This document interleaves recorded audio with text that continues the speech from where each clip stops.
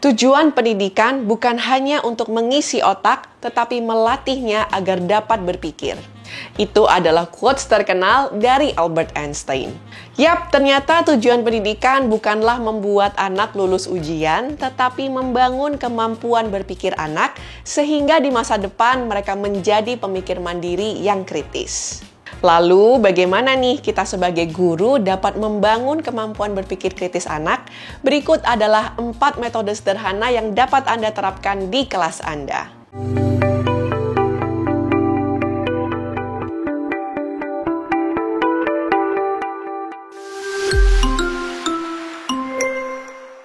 Halo semuanya, selamat datang kembali ke channel Ruang Edukator bersama saya, Amelia. Kami percaya pendidikan yang terbaik bukanlah pendidikan yang informatif, melainkan pendidikan yang transformatif. Buat teman-teman yang baru mampir ke channel Ruang Edukator, please consider to subscribe. Siapa tahu konten-konten kita dapat membantu kelas teman-teman menjadi kelas yang transformatif. Bapak, Ibu guru, dan pendidik sekalian, ada banyak sekali metode yang dapat kita praktekkan di kelas yang dapat mengasah kemampuan berpikir kritis anak. Dan keempat metode ini adalah salah satu contoh-contohnya. Metode-metode yang akan saya bagikan di dalam video ini, Bapak Ibu guru dapat gunakan di mata pelajaran apapun dan di titik manapun dalam pembelajaran, entah itu sebagai pembuka, kegiatan inti, ataupun penutup. Namun penting untuk diingat, namanya membangun kebiasaan untuk berpikir kritis, maka metode-metode ini harus dibangun menjadi rutinitas yang konsisten di dalam kelas kita. Oleh karena itu, di akhir dari video ini, Bapak Ibu guru bisa pilih satu metode dan terapkan secara konsisten di kelas Anda sampai Anda melihat hasilnya.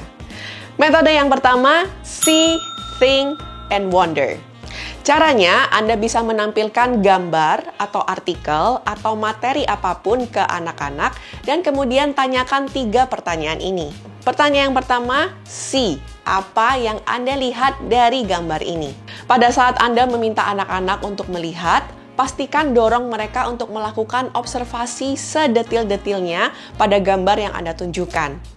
Hal ini membantu anak-anak untuk fokus dan juga perhatian pada hal-hal yang kecil. Hal ini semakin dibutuhkan loh Bapak Ibu di zaman di mana anak-anak kita terus-menerus dibombardir dengan grafik yang cepat melalui gadget mereka. Pertanyaan yang kedua, think. Apa yang Anda pikirkan tentang gambar tersebut? Minta anak-anak untuk menuliskan apapun yang mereka pikirkan tentang gambar yang Anda tunjukkan. Hal ini membantu melatih mereka untuk melihat segala sesuatu secara lebih kritis. Pertanyaan yang ketiga, wonder. Apa yang membuat Anda penasaran? Pada saat melakukan tahapan ini, minta anak-anak untuk imajinatif dengan pikiran mereka dan minta mereka untuk membuat pertanyaan-pertanyaan tentang gambar tersebut. Hal ini membantu mereka untuk berpikir secara kreatif dan imajinatif. Anda juga bisa menggunakan kertas dan menuliskan tabel dengan 3 kolom, see, think, dan wonder pada saat Anda melakukan metode ini. Gampang kan Bapak Ibu guru sekalian? Rutinitas ini mendorong siswa kita untuk melakukan observasi secara mendetil dan juga interpretasi yang mendalam. Hal ini juga membantu merangsang rasa ingin tahu dan mempersiapkan mereka untuk penyelidikan yang lebih dalam. Metode yang kedua adalah think, pair, dan share. Metode cooperative learning ini adalah metode yang paling sering dan paling umum digunakan di kelas. Terdiri dari 3 tahapan, yaitu yang pertama, think atau berpikir. Setelah guru memberikan pertanyaan atau sebuah pernyataan untuk dipikirkan, guru memberikan waktu kepada anak-anak untuk berpikir dan meminta anak-anak merumuskan jawaban pribadi mereka. Setelah mereka memikirkan jawaban pribadi mereka, maka langkah yang kedua adalah pair atau berpasangan.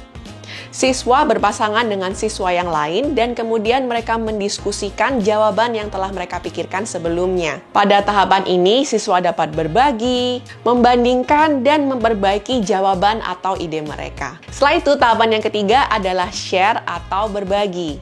Pada tahapan ini, pasangan kemudian membagikan jawaban mereka kepada kelompok yang lebih besar seperti seluruh isi kelas ataupun kelompok besar lainnya. Guru juga dapat meminta beberapa pasangan untuk menjelaskan jawaban mereka dan melakukan diskusi kelas bersama-sama. Metode Think Persian meningkatkan partisipasi aktif anak dan juga melatih mereka untuk berpikir secara kritis. Selain itu, metode ini juga membantu membangun skill komunikasi dan kolaborasi siswa. Bukan hanya itu saja, metode ini juga dapat membangun kepercayaan diri siswa dan juga memperdalam pemahaman melalui berbagi ide dan diskusi. Metode yang ketiga adalah lingkaran perspektif atau circle of viewpoints. Metode ini dirancang untuk membantu siswa melihat satu masalah dari berbagai perspektif. Guru dapat memberikan satu masalah atau pertanyaan yang kemudian dapat didiskusikan melalui berbagai perspektif. Contohnya, masalah kemacetan di kota besar. Maka langkah-langkahnya adalah, yang pertama, buat daftar berbagai perspektif. Dalam masalah kemacetan, perspektif yang kita bisa ambil antara lain pengendara mobil dan motor, pengguna jalan, pengguna kendaraan umum, polisi lalu lintas, pemilik dealer mobil, pemerintah, dan juga banyak orang-orang lain atau perspektif lain yang mungkin terlibat dalam masalah kemacetan. Langkah yang kedua, setiap anak kemudian memilih perspektif yang ingin dieksplorasi lebih mendalam. Anak-anak akan berbagi pendapat mereka dan pertanyaan mereka mewakili perspektif tersebut. Siswa pertama mengambil perspektif sebagai pemerintah. Siswa kedua mengambil perspektif sebagai pengguna jalan. Siswa ketiga mengambil perspektif sebagai pemilik kendaraan. Kemudian masing-masing siswa ini akan menyatakan pendapat dan pertanyaannya mewakili perspektif tersebut.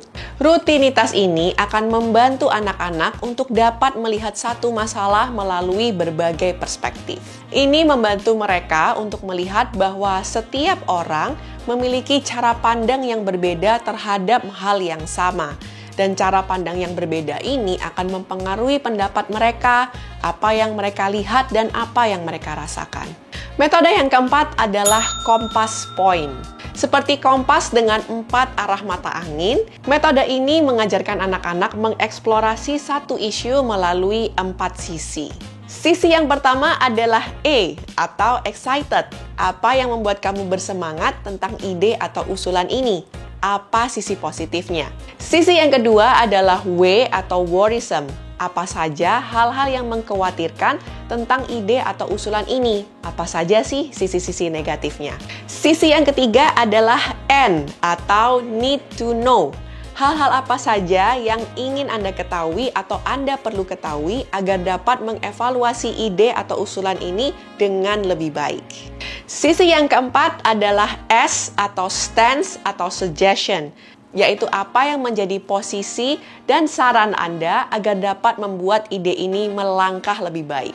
Itu dia 4 sisinya, E, W, N, dan S. Rutinitas ini dapat membantu mengevaluasi sebuah ide atau usulan dari berbagai perspektif sehingga anak-anak dapat melakukan proses evaluasi dengan lebih kritis.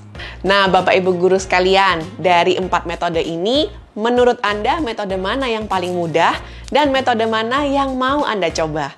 Share di kolom komentar ya. Ingat bahwa pendidikan bukan belajar tentang fakta, tetapi belajar tentang berpikir.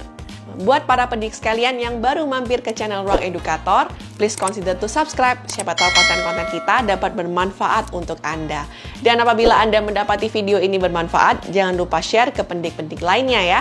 Bersama-sama kita mentransformasi pendidikan Indonesia. Sampai jumpa dan selamat mengajar.